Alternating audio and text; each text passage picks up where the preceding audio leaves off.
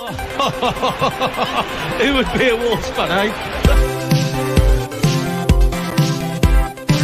On goes ball. Speedball might yet win it here for Wolves. Flash in the shot. What a goal!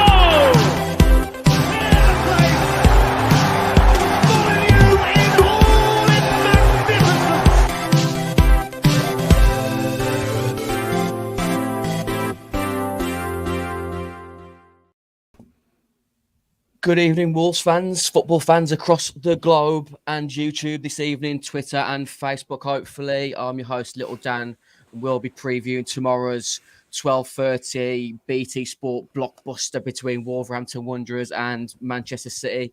On tonight's episode, I've got with me Rich and Stu. Before we actually get into the nuts and bolts of the show, I was going to go with a quick news round of what's happened since we last did an episode. One of the most frustrating news that's come out of Molyneux today. Recent signing, Sasha Kalajic has been confirmed as being out for around 9 months by Bruno Lage in his pre-match press conference. Massive blow for the club and the striker himself. On top of news that's come out today that Raul Jimenez is due to be sidelined for an extra few weeks with a groin strain, on top of the chronic fatigue that was reported a week or so ago. But the most heartbreaking news that's come out of Molyneux today is that young superstar Chiquinho is not due back for Wolves until next pre-season, which is devastating news for the winger who showed so much promise at the end of last season. The big news, which everyone is now well invested and ingrained with, is that Diego Costa is officially a Wolves striker, which is still mind-blowing to myself. Rich, how excited are you for the arrival of Diego Costa on a Molyneux pitch? It's going to be entertaining at the very least. We're going to get good content out of it, hopefully. There is a part of me that I think Josh Lem said on just before we signed him, is even most high-profile signing the club's made under Fosun. And I think that there's definitely an argument Diego Costa, particularly domestically, is more high-profile than, I know, Jean Martino.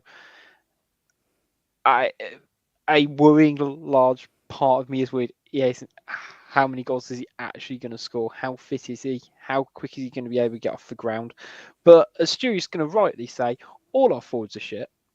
So the baseline is pretty low at the moment. So I'm excited to see him just the way he carries himself. I took a screenshot of when they've done the squad photo, and he's properly man-spreading, muscling out. Daniel Podence, and I can't remember who's next to him. Traore.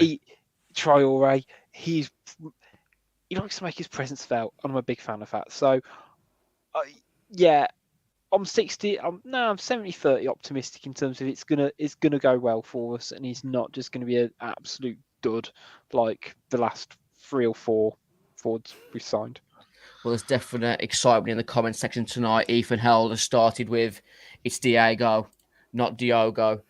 And Sativa Breeder commenting all the way from Andalusia in Spain. I was Port de Palencia yesterday, Sativa Breeder. So we may have just come across each other in the last week. It's a lovely area of Spain. Neil Lewis, at least we're making sure the players with injuries have the best chance of a good recovery. I mean, if Chiquinho needs nearly a year out for good recovery, it's a bit nerve-wracking, isn't it, Stu? You mentioned we might have another Meriton Shabani situation on our hands earlier. Yeah, it with young players like that, it either goes one or two ways, do it. And Neto hasn't got back to anything near what he was before he got injured. And he's played how many games since then? About 25 over the course of his last half of last season and the start of this. So, I hope I'm wrong this time, and he makes a full recovery, and he's given the time and all the expertise and everything. But you've got to fear for him. We only had to look at the still of the challenge, and it looked horrific. Yeah. Was it just an ACL he's done, or because the time frame seems a lot longer than just an ACL? Oh, we have. I mean, Johnny was out for around 9-10 months the first time around. I'm sure he was. So it's just a very, very bad one. But at that younger age, and his frame as well, he hasn't really got much give to him, has he? Looking at him, and you think, well, is he going to be able to recover? It's just terrible for everyone because he was the most interesting part of this season for me going into it because I thought, well, at least he's got something different from everyone else, and then taken away from us and himself. He was an exciting anomaly, wasn't it? We've got a guest with us tonight on behalf of the Manchester City YouTube content world, who's just doing a Insta story by the looks of it in our lobby. So I'll join him in a second because obviously it's game week 8 of the Premier League, and Aston Villa, Southampton, and Nottingham Forest versus Fulham kick off the weekend at 8:00. Aston Villa are the Friday night entertainment, hyphenated fingers there at 8:00, and I'll bring in CFC Daps to join us. So how are you going? I liked how you managed to read what I was doing as well. I know you content creators like the back of my hand. How are you? Yeah, I'm good. Sorry, I just left Terrace quickly to come over here because more important to discuss football because we have it back at last. And Yeah. I was slightly irritated that they skipped the City Wolves game and went straight on to Tottenham Leicester. And I thought this is a far more difficult game for us than it is for Tottenham against Leicester because Brendan Rodgers and Leicester are in the mud and Wolves are not. So You sent me a cheeky WhatsApp message earlier, which put my back against the wall and made me feel a bit to go on the counter attack to you. You sent me this picture from the previous time you came to Molineux. what a day! What an evening! Horrific evening for Wolves fans. It was very good for fancy Premier League players like myself who had Kevin De Bruyne triple captain that evening. But what was your sort of memories from that game, Dad? The drive home. To be fair. The drive home was hell. But you know what? So that was, if I'm right, that was a week after we got put out the Champions League against Real Madrid. So I was tired. I was very drained from being over there, being back non-stop, having to do streams with Liverpool fans that thought they were going to win the league. And it was a difficult game. Wolves predominantly have always given us a difficult game. Looking at Wolves away, it was a third to last game of the season. I think we had you, then we had West Ham, then Aston Villa, and it was a tough game. But we got the early goal. I think the first was De Bruyne, wasn't it? And then you hit back. And when you hit back, the whole of Molineux came alive, and it was like, this isn't going to be as easy as we thought it was. And then De Bruyne just looked like he was a man possessed and just dragged us over the line. But I'm not going to lie, I hadn't bought my ticket to the last game of the season till after that game, because I've been saying there's no way I'm going to be in the Etihad and witness Steven Gerrard win Liverpool the Premier League. I was like, I can't do it. I cannot be in that ground and see his smug face. And also, there's a bit of a build-up between us and Villa fans now from the Jack Grealish thing and now the Gerrard thing. So I don't want to be there. Yeah, the momentum was building against you that day, wasn't it? Yeah. So I was like, I'm not going to get a ticket. And then that night, I turned to Steve and said, I need to get a ticket tonight. And it was a great performance from us. But listen, I always like to talk on the other teams. And just to let you know, this summer, your team were a team that I had been saying could do quite well. Newcastle, I think, could do really well because of their, the fact of how they've been from January to June or May, and then also the fact they are going to buy players. But I think with Wolves, Neto for me is a player that if we take out his injured season, I think if he had one more season, Liverpool would have come in for him. And in the obviously, summer, he's recently been linked to Arsenal, hasn't he, in the last transfer window quite heavily. Really? Arsenal now. But then in the summer, when I remember he scored for you in one of your friendlies and said, I'm going to have the best season of my life this season. Now, I feel for him because injuries at his age are very difficult to get over. Jesus, actually, people never speak on Jesus. Jesus went through something very, very similar at City, where when you're of a certain age and you get an injury, it can impact you more than when you're a bit older because you're young, you've never been through that before. But Neto is a real quality player. I think the only issue you lot have against us at the moment is the fact that back when you were good against us, it was three at the back, and three at the back against City can be very effective. It was 3 at the back in May as well, and you absolutely blitzed us 5. So yeah, but you know what? There's a difference. Yeah. City from March to May are a beast that you can't really talk on. We've built up to a point where that's our business end of the season, and we get the job done. If it wasn't for De Bruyne, could it have been a different ball game? But it's just the hardest thing we've got going into this game is how damn good you are defensively at the moment. Yeah, we've kind of successfully managed to transition from 5 at the back to 4 at the back without it showing. It turns out Connor Cody's not been the huge monumental loss that many thought he would. I mean, I was just thinking back to that 5-1, and don't get me wrong, De Bruyne that's one of the best opposition performances I've seen at Molineux in terms of how good he was. And I think it was something like he had 5 shots, 3 went in and 2 rattled the post or something silly. But was that, Stu, am I right in thinking Johnny played at right centre half and Chiquinho was at wing back that day? It was a very lopsided team against a team where you can't be lopsided. But hold on. If I switch that, we had Laporte injured, but still having to play, and a 37-year-old Fernandinho playing at centre back. That's why I was so worried, because the first half, I was still worried going into the second half, because I thought every single time you ran at us, we looked scared.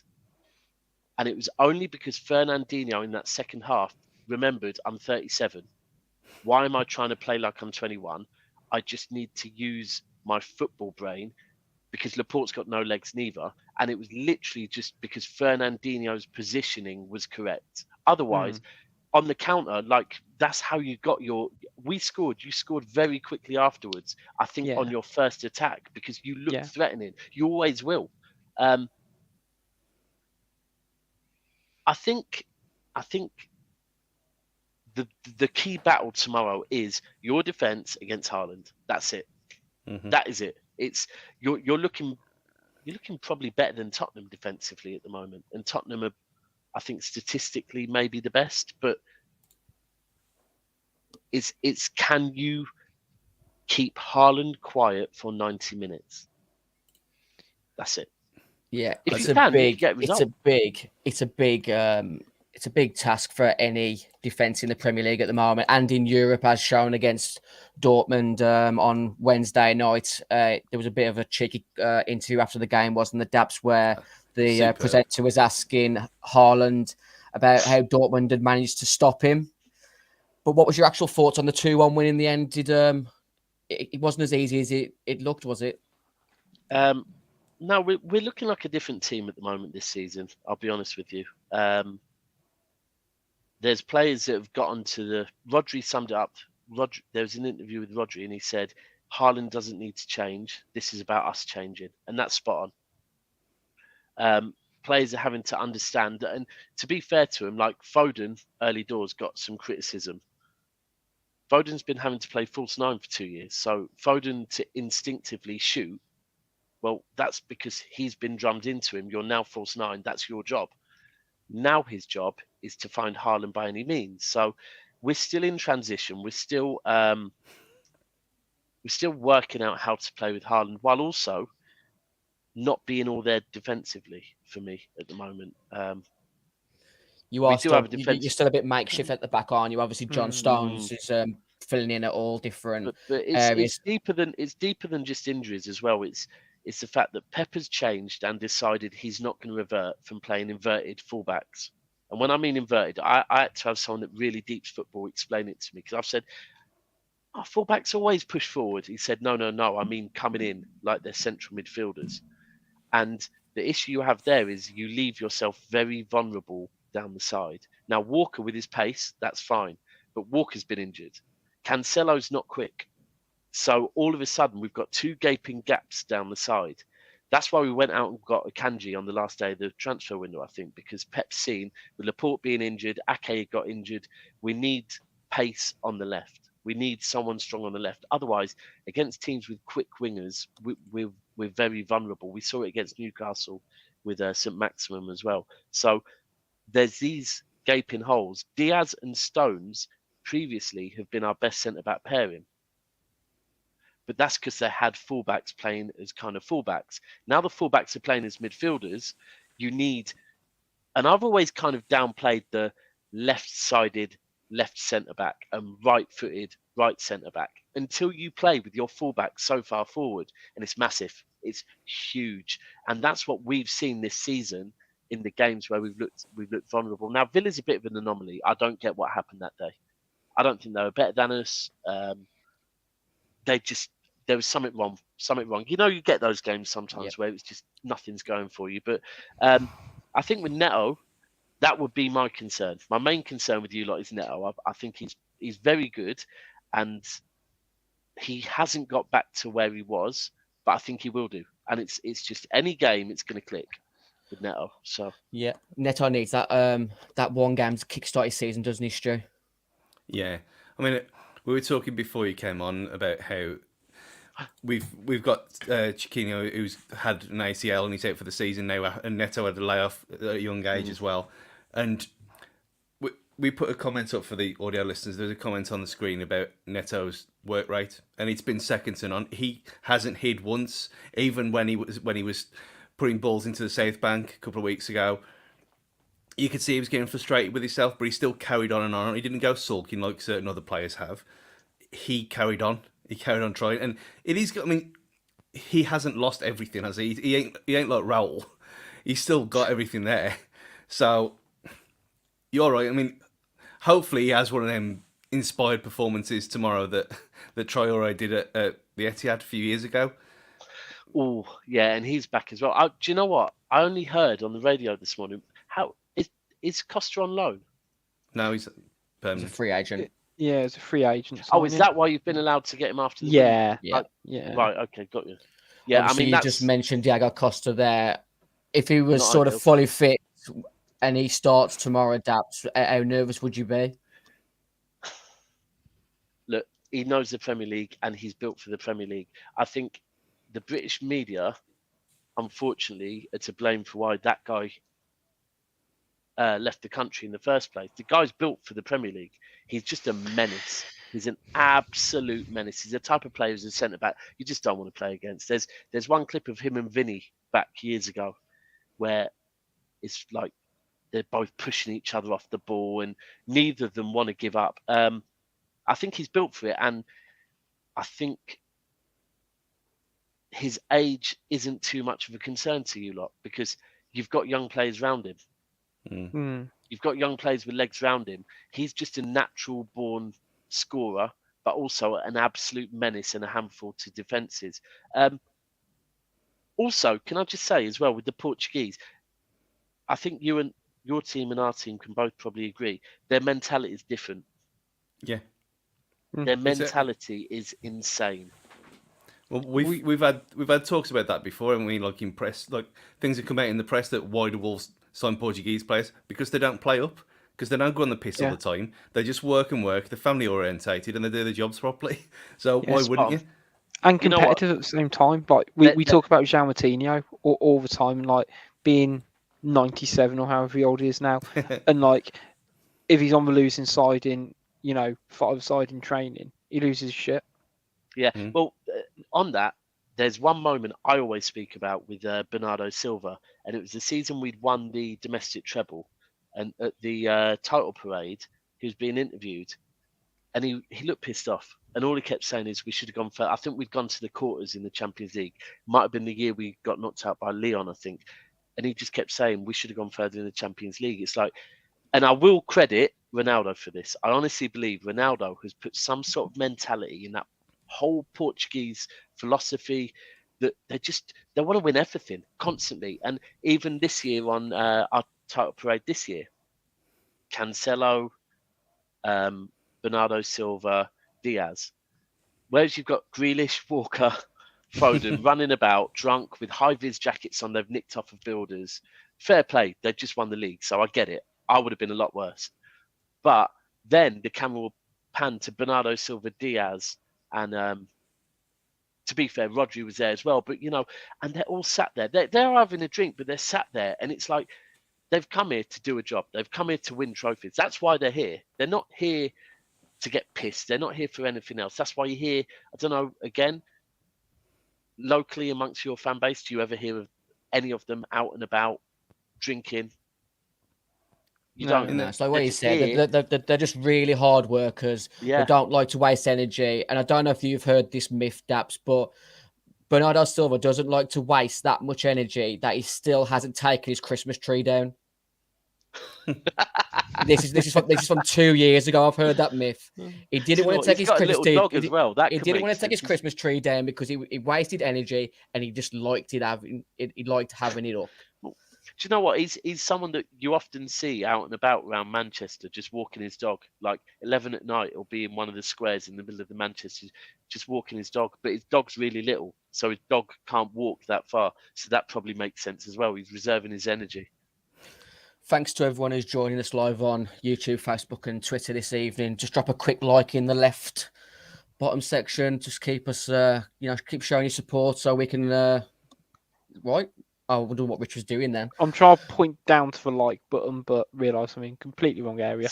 Somewhere around here. Yeah. It's like that or that, whichever one, because I get it wrong as well. That's it. Just drop a quick like in the bottom left, bottom right of your screen, whatever. Just that bottom left down here. Yeah. Press like, drop us a quick comment saying you've wasted 2 minutes just distracting us with directions. Do you know what? But joking aside on that one, just quickly, I know sometimes content creators will say, please like the video, and you're like, all right, we just want to hear you talk about football or read out our comments. Super chats cost you money. They're appreciated. But do you know a like is far more important because likes start the algorithms ticking. And once a channel gets 30 likes, it sends you into a whole new world. 40 likes, a whole new world. So the likes mean so much to content creators. So please, people, it is free. It's not like a super chat. It takes 1 second. You won't even break your keyboard. Just tap it once so it turns dark grey, please. And we're massive supporters of the mental health charity Mind. So to alleviate our anxiety levels, just drop a quick like in the bottom left of the screen. As we mentioned earlier, it's game week 8 of the Premier League. Obviously, Aston Villa, Southampton, Nottingham Forest kick off in a few moments. Wolves, Man City, 12:30 on BT Sport, followed by Newcastle and Eddie Howe coming up against Bournemouth for the first time since he got sacked.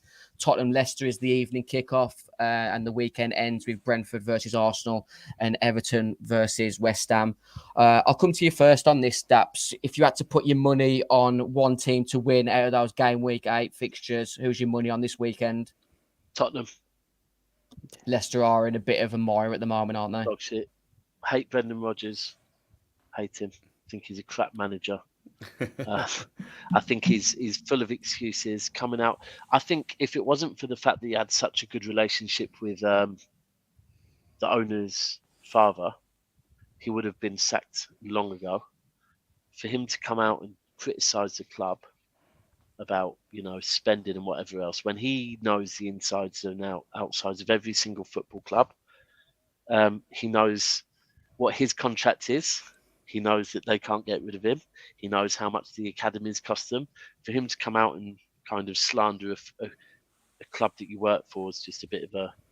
You know what? It's funny because Liverpool fans often speak negatively of Brendan Rodgers, and I think he did quite well for you, to be fair, because Liverpool fans will always tell us that team under Brendan Rodgers was nothing compared to the money that City have spent on their team. Okay, so give him a bit more credit, but they'll knock him. Now, one of my friends has said something about Brendan Rodgers as well, but he's full of excuses for me. Sorry, it seems like I've got a personal vendetta against Brendan Rodgers, but I think he's a crap manager. I think he's living off how good Luis Suarez was at the time, having Yeah, Gerrard behind him. Yeah, Daniel yeah. Sturridge And, was electric at the time as well. well, I always say, do you know what? If you look at a team like Leicester and then you look at a team like West Ham. Now, for me, I think Man United fans criticise David Moyes far too much. Every other manager since him has been given a million excuses.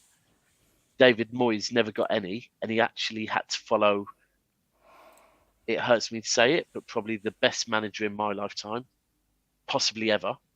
He had to follow him, and he's been criticised non-stop. United fans hate David Moyes. Every other manager since then, he's had excuse after excuse after excuse. Guess what? Same board, both managers, all managers. Then you look at Brendan Rodgers. Now, I don't think West Ham's squad is that good. I think Brendan Rodgers has West Ham overperforming. I think if you were to give someone like David Moyes Leicester squad, because I think Leicester squad's a very good squad, but I just don't think Brendan Rodgers knows how to motivate players for more than one season. I think he loses it after one season. I agree. I think there's a clear point where his influence starts to diminish. Yeah. And, Leicester were talked about being that team of pushing into a top six. And Not anymore. But you look at some of the players that they've not quite been able to replace, and they're relying on younger players, and not even... some have come through a high quality, and pushing in England youth setups. But I think for Rodgers, I agree. It feels like his time's up, but financially they can't and won't get rid of him because if they'd have done what they needed to do was get rid of him at the end of last season, sort of like what we did with Nuno, where you just cut ties at the end of the season and you give that new manager that little bit of time to play with, whereas now they're kind of stuck between a rock and a hard place. And I don't quite know what the aim for Leicester is this season, because it's definitely can't be to push into a top six, because the likes of West Ham, that's their aim now. It's got to be Newcastle's. I'm sorry, it has to be Newcastle's for me, because I think if they don't, they're however, I think they're being run very, very well so far. He only has a certain amount of time. He only does. It's one of these things where sooner or later they've got that much money that he will hit his ceiling. I hope he doesn't, and I hope his ceiling keeps going, because I would love to see it. The fact that the next transfer window, Eddie Howe and Graham Potter are going to have the biggest war chest in world football. That's good. You know what? That's good. That's what. And when people criticise these appointments, I'm like, listen, that's what we've said as football fans we want to see. Now it's happening. We want to criticise it. Like Chelsea's fan base is. I know this is Wolves and City, but I can talk any football. I love football. For me, when Chelsea's fan base were a bit unsure about Graham Potter, I'm like, you've played boring, effective football for 15 years. It's won you every trophy that you can possibly want to win. Trust me, I know. You rock up to the Etihad with your inflatable Champions League trophies. I get it, right?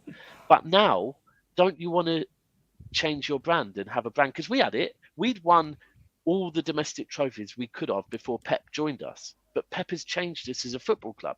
We now play more attractive football. So now Chelsea have that chance to at last move away from this boring, effective football, even at home, right?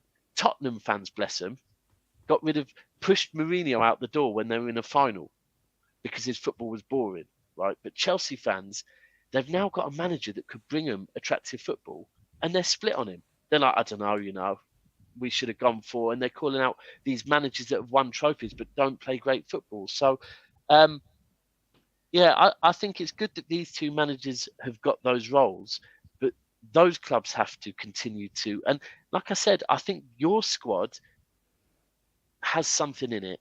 You've got these players. I don't know how long. I'm surprised how long you've kept some of your players, to be honest with you.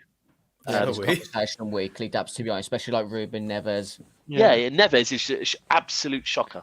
But it says something good about your football club, to be frank with you. Yeah, I think I think collectively as Wolves fans, we pretty much assumed Neves would be on Waversome at the end of last season, and he talked fairly openly about it last week or the week before, and I think he felt that was going to happen too.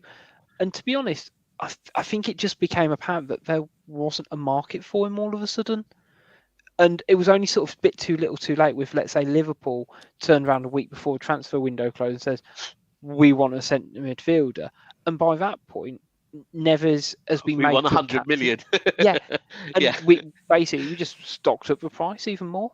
Do you know what? I think another thing as English we can sometimes look at is we can look at things from. Actually, do you know what? Let me not do that as English. As human beings, we can look at things from our point of view. The whole Bernardo Silva going to Barcelona thing that has been going on for over a year now. And let me be clear, he wants to leave Manchester City, right? It's not because he wants to go to Barcelona because he thinks he's going to win more there. It's not because they're going to pay him more. It's because as a human being, for me, and he's never said it, but again, as a man, he comes across as a very respectful man that probably doesn't want to go out there and say, listen, my wife wants to go home. To me, I'm looking at it thinking, do you know what? You're of this age, your wife's of this age, you probably want to get closer to where you're from and have a family. Sometimes football and money doesn't drive everything. There are other things. And again, you could look at some of your players and they think they're happy with De Bruyne. Again, De Bruyne could have left City and gone elsewhere, but he's happy. He's content. Same with Pep. He could have left City. He could have gone elsewhere, but he said, I've got everything I need. I'm comfortable. I'm happy. Why do I want to go somewhere else? And sometimes you could look at it and think, you know what? Your club is making an environment that these players just want to stay at. They're not that bothered about leaving. Like, you don't really ever hear too much of your players pushing for moves either. Whereas Maddison, and this goes back, whereas Maddison and Tielemans, every single transfer window, are trying to get the hell out of Leicester. Yeah. I think it goes back to what we said about the Portugal thing as well. When you look at Moutinho, I mean, my cousin teaches Moutinho's daughter's music and said that they all do the school run together. They all help, and like when Cody was here as well, he'd pick up Semedo's kid, and you think, well, wow, it's an amazing kind of yeah. team bonding exercise. And Neves has talked about, well, if you look on his Instagram story, I presume it's still there, of his little son singing the Neves song at him at the dinner table. And you think this kind of, the family atmosphere of this club means more than going just somewhere for a bit more money. And I think that's what's helped us keep these players for so long. I completely agree with you. Just to be devil's advocate, no move is sanctioned without Mr. Jorge Mendes at Wolves anyway. So it is on his timeline as much as anything else and waiting for certain things to is he in charge of some of your players as well? It's impossible to say. But I do completely agree. That actually, I think the club do work hard in terms of getting players at the right points in their careers and understanding where their floors and ceilings are professionally, because we're all realistic in terms of where Wolves are as a football club, but I think the players are as well in terms of this is going to sound a bit of a dig at Arsenal for no real reason. What is the huge gain for Pedro Neto to go to Arsenal? He's going from a team who's competing essentially for top 7 to a team who's competing for top 5. Harsh. Which Dabs, no, I'm jumping straight in here. Arsenal are an absolute overhyped train at the moment. I've just been on the channel that's been overhyping them as well, so carry on. They had a good half an hour the first game of the season against Crystal Palace. Crystal Palace could have nicked a draw. They'd be a awful Leicester side. Who did they play as well after? Was it Villa? They'd be an average Villa side who were in the midst of better than we did, to be in the midst of Tyrone Mings being the captaincy and them having a mare. The first game they have to turn up against Man United. Man United, Eric Ten Hag did an absolute tactical masterclass on them. Yeah. I'm not having Arsenal as a guaranteed top 4 this season. They're certainly not guaranteed, but I think Arsenal are on a journey. I think Arteta's on a journey as well. And a road to nowhere. Trust the process. I mean, to be fair, Fuck Arsenal. They've got Brentford away this What's weekend. going on here? Hold on. What's Fuck going on Arsenal. with this Wolves-Arsenal rivalry? Where's this come from? To be fair, Dan, we probably need to be careful about calling out Arsenal too much because our Twitter will just be do it. It'll get be good for your attacked channel. flooded. Do it. It'll be Fuck good for your Arsenal. channel. They're an There we go, overhyped thank job. you. They're a Europa League side at best. We were in the Europa League a couple of seasons ago. So as far as I'm concerned, Arsenal are in the same catalogue of clubs. Wolves, Leicester, Arsenal, Man United and West Ham. You All put the Man other United teams, in there. Sensational sending. Man Carry on. United are washed as far as I'm concerned. They're never going to compete for a title race in the next 10 years. And I said that 10 years ago. Anyway, game week 8. Stu, who's your money on to get the 3 points this weekend? Brentford. I just think they're going to do them again. And that whole nonsense of we all watched the All or Nothing documentary, and the fact that he put the Ivan Toney tweet on the screen to kind of wind him up a bit. And you think, well, like they mentioned it on the Ramble today, is it going to be like a perpetual cycle where Thomas Frank now shows the clip of that in the dressing room saying, look, they're taking the piss out of us here. I just think they're going to do them again. And I'll let you, Dan. I mean, other than if Fulham beat Forest tonight, which would be glorious, I think Brentford have got every chance of beating Arsenal because exactly everything you said, I echo that the first challenge they have, they're buckled again, as they always do. So I think that one, I mean, Spurs obviously is the banker because Leicester are shocking, as we've said, but I think Brentford, odds-wise, you're going to get more money out of Brentford beating Arsenal. There's definitely an exaggerated hate for myself towards Arsenal, but I genuinely think they're a hype job. And my money this weekend is Newcastle at home to Bournemouth. I've gone Kieran Trippier captain in my fantasy team because I'm just convinced Newcastle I'm going to do a number on Bournemouth and Kieran Trippier is going to get a clean sheet and probably a goal or assist. Where's your money, Rich? You three have all picked likely ones, which is frustrating. And frankly, I feel like Villa, Southampton, somehow impressively, I reckon both teams will lose. I'm going to go for a massive outside gamble here and say Everton. And I don't quite know why. I just think West Ham. Nah, I think that's all right. Yeah.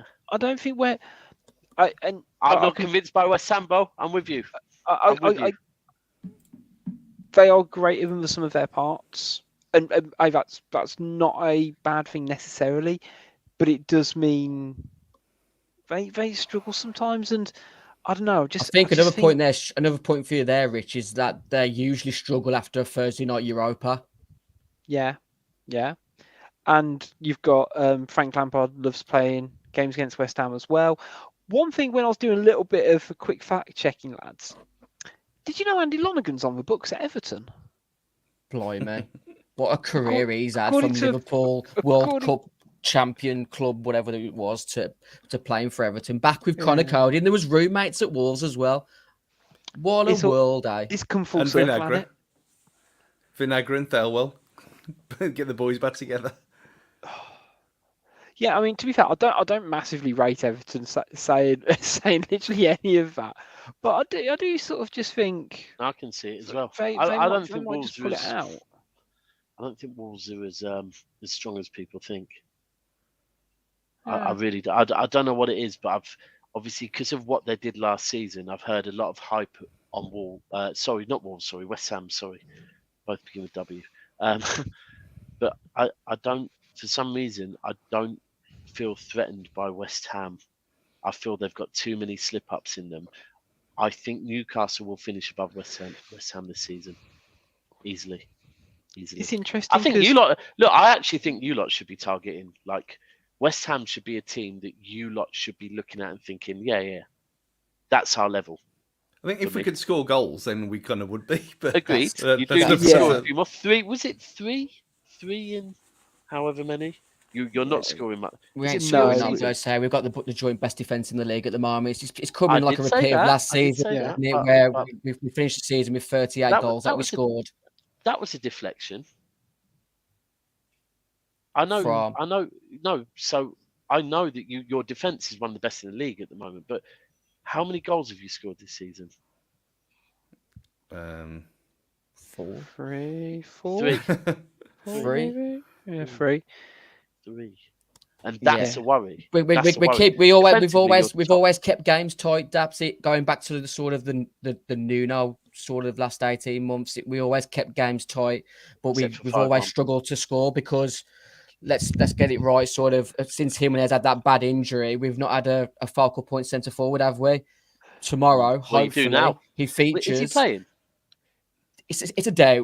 Let me just quickly segment to our Twitter page. We've got a shirt competition for our followers at the moment. If Diego Costa starts tomorrow, we'll give away the new Wolves away shirt. All you have to do is retweet the post and follow Wolves Fancast. Let me just quickly run that by you again. If Diego Costa starts tomorrow, we'll give away the latest Wolves away shirt. And my opinion is, and I'll show you in a few seconds, Diego Costa should start tomorrow. And let's just see how many minutes we could get out of him. And obviously that sort of announcement when Diego Costa is in the starting 11, that will bring a bit of momentum and confidence from the stands. And as you know, that's when Molineu's rocking. It's a tough place to come to. Yeah. Because I witnessed it when you scored your. It's funny actually because I've done Villa away and I've done Wolves away, and both of them when they're both I'd say old school grounds. You know, with the goals behind the stands behind the goal, 2-tiered, make a lot of noise. You get one goal and it changes. And in fact, I'll be honest, the one thing I always talk about at your ground is a younger let off a flare. So we had the whole length of do all away teams have the whole length of the ground? Yeah, and every away team hates it. Oh no! I don't mind it. I don't mind it. Unless you like someone like Fulham or Bournemouth, Daps, that can't fulfil that bottom tier. Okay. Well, everyone else gets it. Yeah. Listen, despite the what people say about Manchester City, we've always had amazing travelling fans, and also actually our home fans are pretty damn good. It's just we're not as big as Man United and Arsenal. So if we're playing 60 games a season, midweek games sometimes we drop behind, but it is what it is. But when flares get let off behind the stadium, where you're getting your pies and your drinks in an old school ground like Wolves, at first you're like, oh, it's a flare being let off. About 30 seconds later, you're having to run out because it's very narrow. And if you're a bit older like me, you struggle to breathe. But when you lot scored that goal, you come alive. You do come alive. So I can imagine it's a bit like Newcastle at the moment. I feel Newcastle have got that bounce. They've got a very loyal fan base, and they're on the up. So going to St James's Park at the moment is not easy because the fans are there. Going even to Brentford. I said to Man United fans, going to Brentford, second game of the season, close to the pitch, it's not easy. If they get a goal, completely different game. And again, with you lot having Diego Costa, you're kind of going into it like it's first game back. And especially with the break we've had, it is a bit like a first game back. People haven't seen football for 10 days, and you might be seeing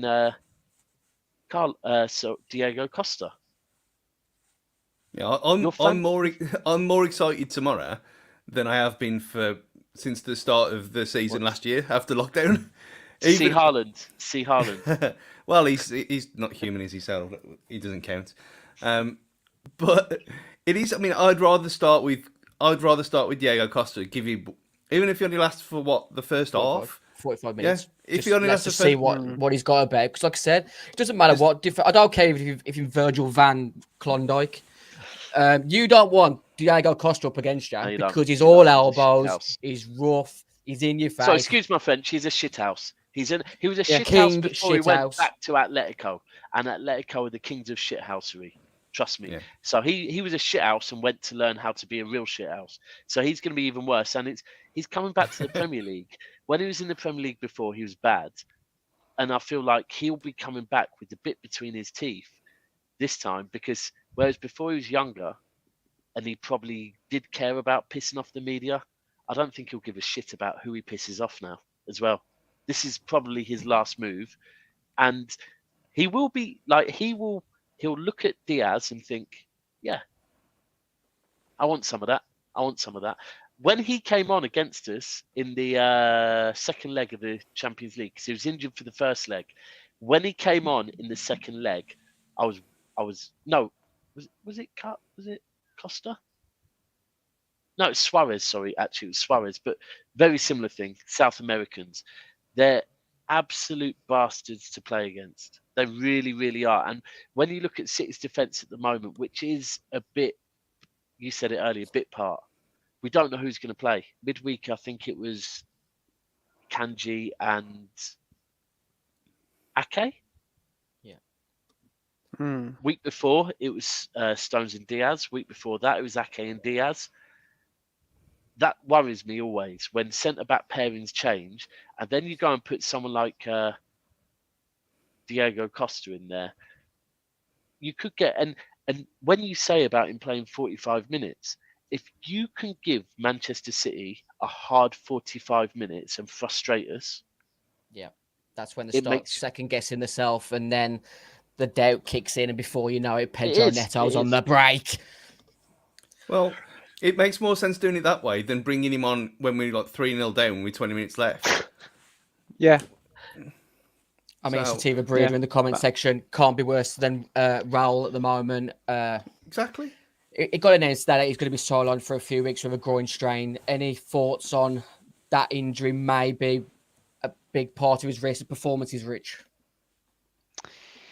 You got to hope so. I mean, it's confusing that he went from suffering chronic fatigue to a groin injury. It does feel like there's a bit of PR covering cracks from when Sasa Kladnic got injured that game where he was in the squad and then dropped out. He needs some time away. He needs to get himself fully fit. It's abundantly obvious when we saw him play, he wasn't fit and he's not started the season well, either because of that or otherwise. It's just a shame we've got a lad out on loan. He's fucking firing him in Belgium, in Fabio Silva. And we can't Can I ask you him. a question quickly? Because I didn't see it coming, and then I didn't even see it happen, and then all of a sudden I was watching the game and was like, "What?"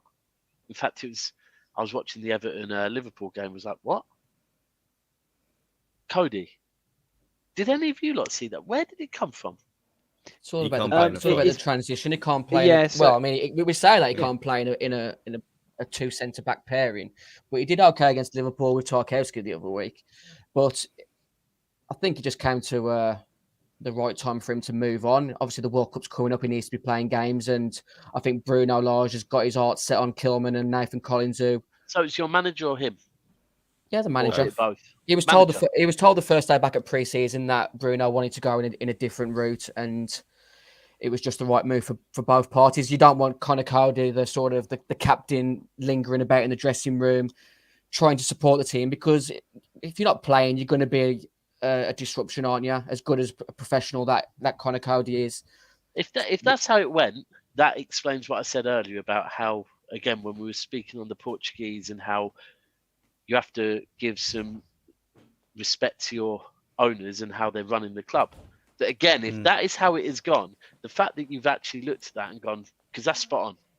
Captain, you keep him there, but he no longer plays. That could cause issues because it was just very quick to be in from Conor Cody, the Rock Wolves' captain, to all of a sudden he's just kind of gone through the back door off to Everton. Was a bit like it's very sad because he's only obviously a year away from his testimonial as well, which not many players do nowadays. And obviously he has been an absolute rock for the club, true sort of custodian of the captaincy, and he'll be massively missed. But in order for the club to progress, sometimes you have to move on. Is he being massively missed? One of the best defences in the league? No, not at the moment. And, I meant emotionally, not on the pitch. Well, that's always been my thing, and me and Stu have talked about this a lot over the last 2 years, haven't we? When people talk about Conor Cody, what's the best parts of his game? People say his passing and his leadership and communication. The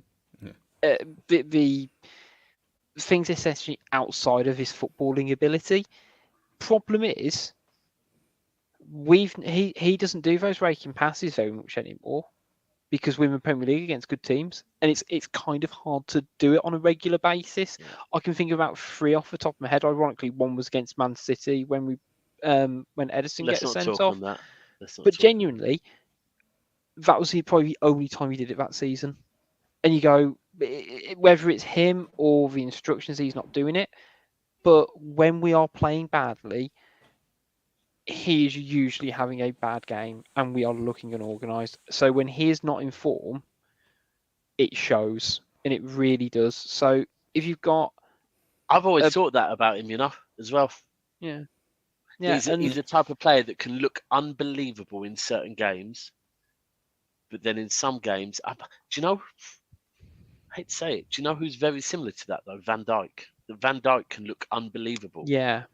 But then all of a sudden, in certain games, Van Dijk will look He looks so like mediocre. the dancer from B2K, doesn't he?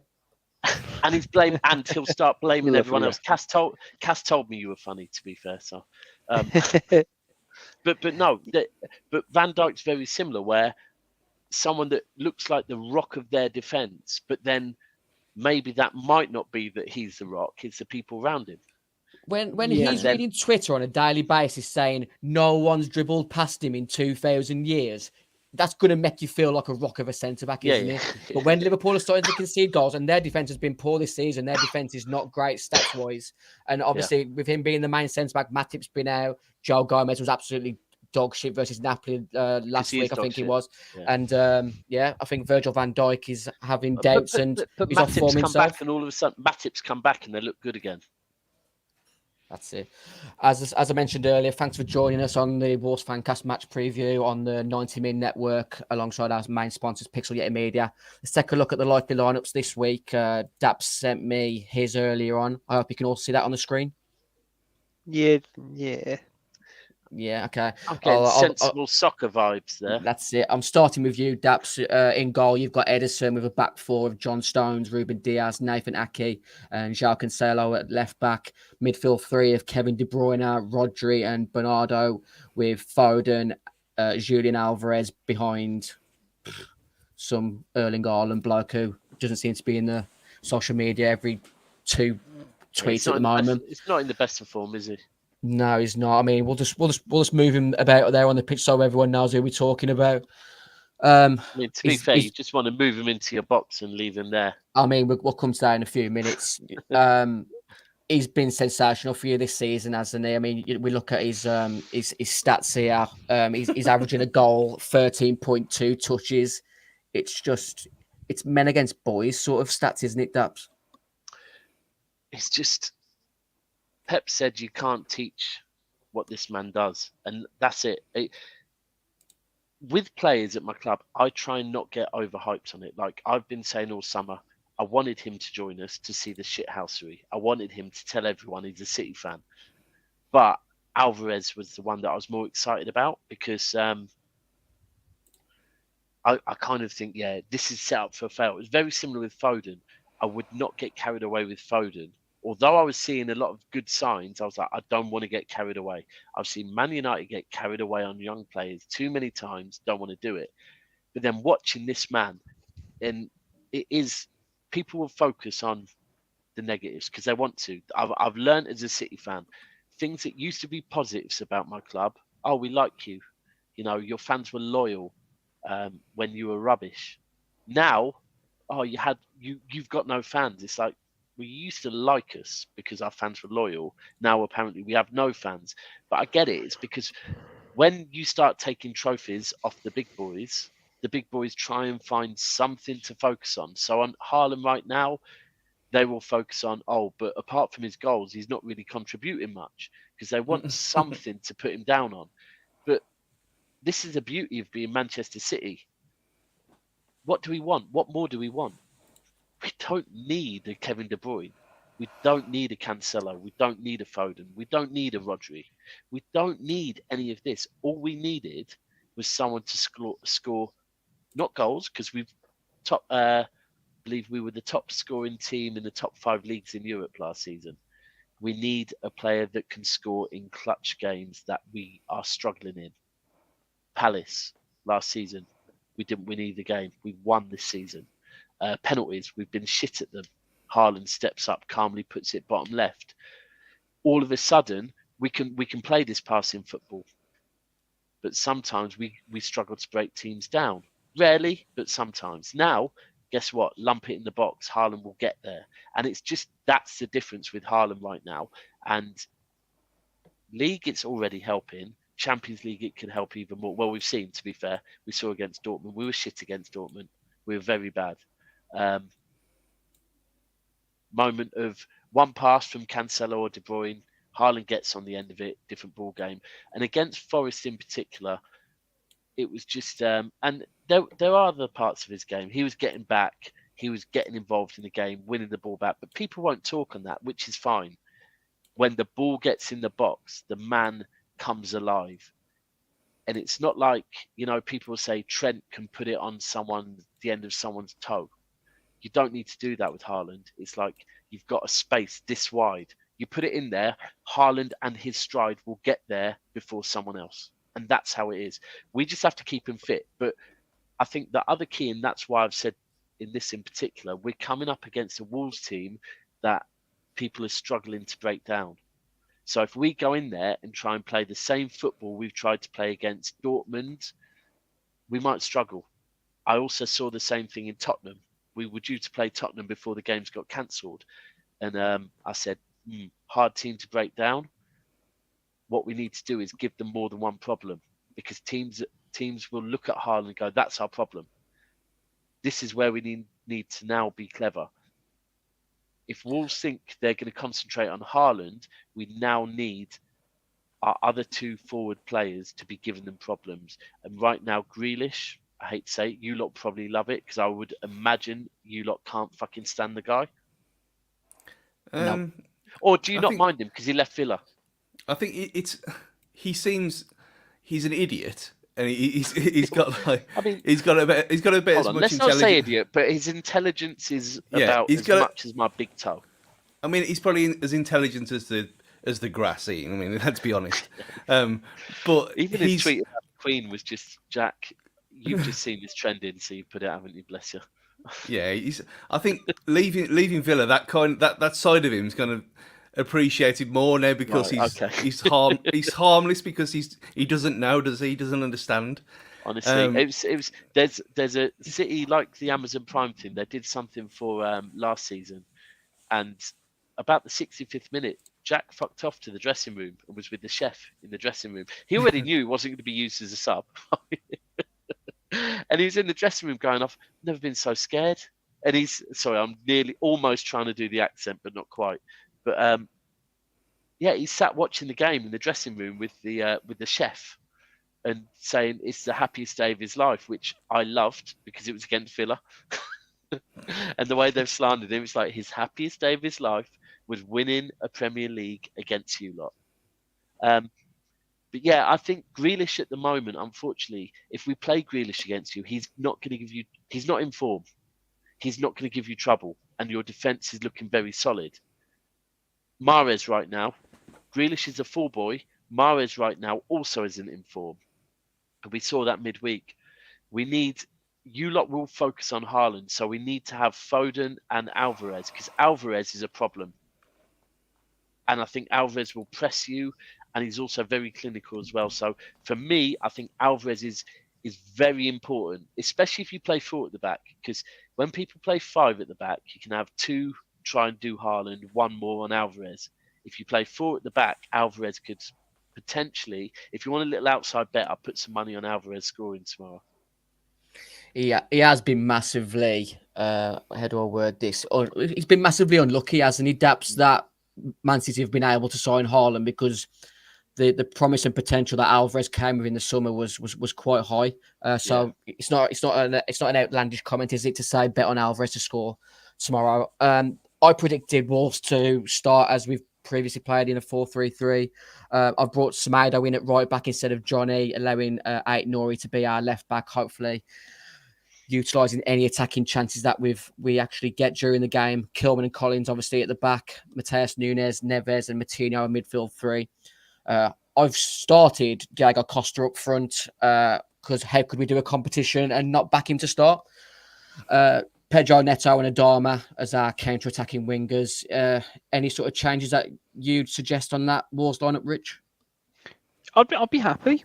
Genuinely, if at half time tomorrow that team's announced, I'd be happy. I think the only arguable sticking point is Adama, and whether you'd play Podence or Guedes. Or Podence is Wang cold, even man, instead. by the way. Podence is a very, very, very good footballer. You know what? He's so good. Yeah.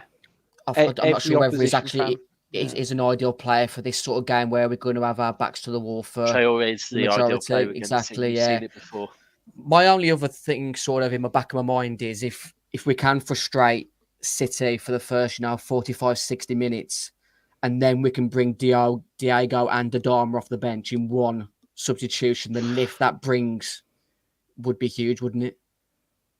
Yeah, you're spot on with that, It is that 60 minutes. Yeah. If you can get Manchester, if you can stop Manchester City from scoring, and it's interesting because you could say City this season we're showing we can come from behind, which I think is a real Haaland effect of us. But over the last few seasons, if you can frustrate City for 60 minutes and then all of a sudden bring pace on, and that's where Villa have been successful. To be fair, Villa the other week was successful doing that, and they've done it before. If you can frustrate us for a certain amount of time and then hit us with pace when we're at our weakest, that is spot on. That's how you get at Manchester City. It's how even against Liverpool, if you look at City Liverpool, we can have an amazing first half against them. We've got better with the second halves now, but we can have an amazing first half against Liverpool. Liverpool can soak it up, have a Jurgen cuddle in the dressing room at half time, and then second half with previously their counter football. You're spot on. And with Traore, look, he's done it against us before. I like to banter Traore, but the fact is it's difficult as a City fan. It's a bit like me trying to banter Tottenham. However much I want to, they keep getting results against us, which makes it a bit cringy for me to do it. Yeah, there's a catalogue of examples, as in there, like always goes against you. I always remember the Boxing Day game. He absolutely. I nearly said something 3-2? wrong then. Was it 3-2 or 3-2? Yeah, we won 3-2. 3-2. We were 2-0 down, weren't we? I'm trying to get a draw out of it still. Adama did something to Benjamin Mendy, which was quite rough. Oh, I can imagine you might get. Yeah. I mean, listen, he probably deserved it. I hope that man never plays for my club again. Yeah. I mean, Adama was sensational in the away game when we won 2-0, two massive counter-attacking moments, which pretty much looks how we set up on the screen right now. Man City overloading, high up the pitch, and all it takes is sort of this one pass from Nunes to Neto or away to Adama, and you've got a sort of a full pitch where you're 2 against 2, 2 against 3, 3 against 3. One pass to a man in baby oil, and everything just comes alive. That's it. If we can frustrate Man City for the first hour. Have you ever questioned if he is actually Spanish or not? I mean, I think he's sort of Malian born and bred, but he was raised in Spain. The most un-Spanish, and people will say, "Oh, you're." Yeah, but it's quite funny if you hear his accent. If you hear his accent, really Spanish? He's got one of the thickest Spanish accents. It's a bit like Chris Iwelumo. Got the thickest Scottish accent, but you wouldn't think it. It's just Adama Traore. It's not just how he looks, it's also his style of football. It's just so different to any Spanish player. I just think that's why he was at Barcelona, because he was just an unreal specimen for his age. But then when it came to the professional level, he was just completely out of sync with the Barcelona way of playing.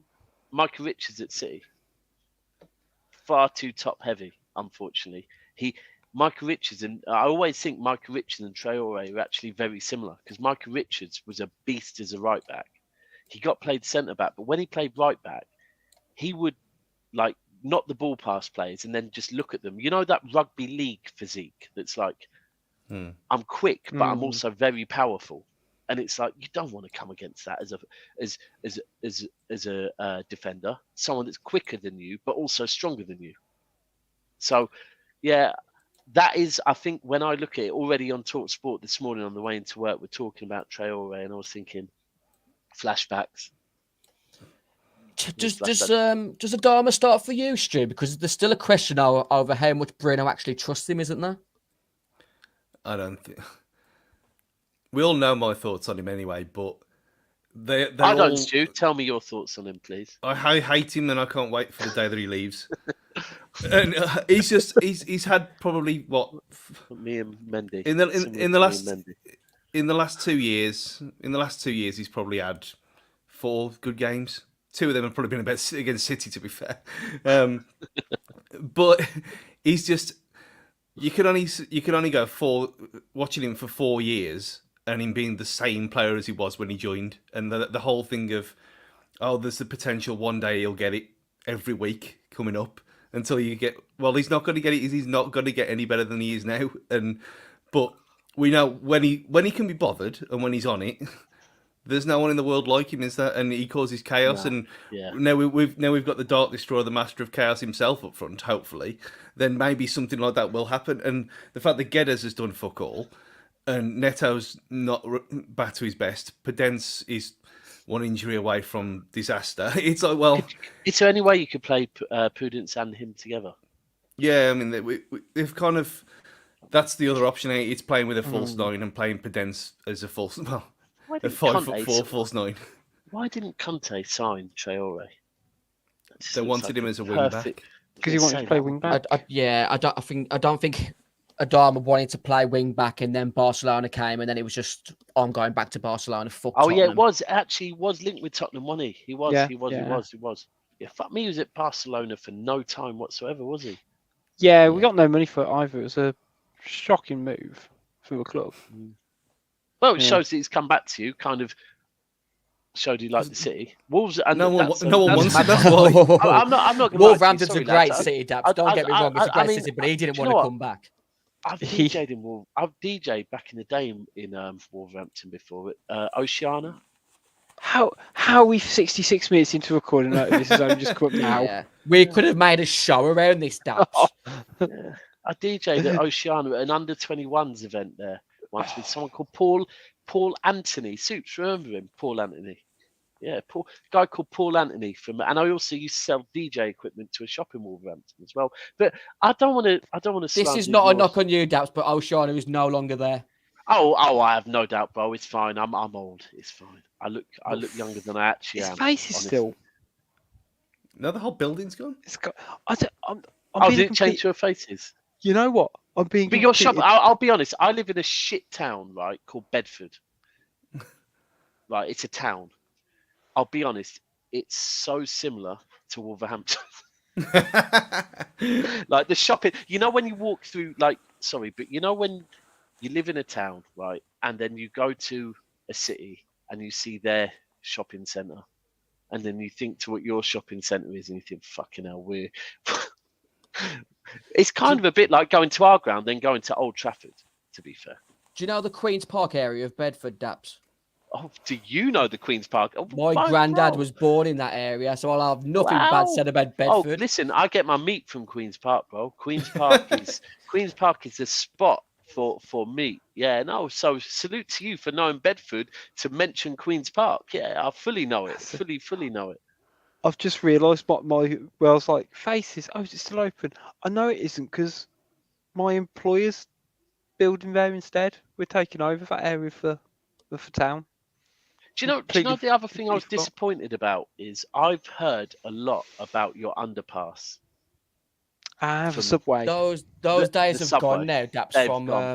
Those definitely have gone now. Yeah, you those go through that. Yeah. They have. Unfortunately, you kind of go through the subway into a food court almost. I mean, it's. I mean, I wouldn't implore you to start giving it large under the underpass, but Bruno, those days have gone. Yeah, that's it. Yeah.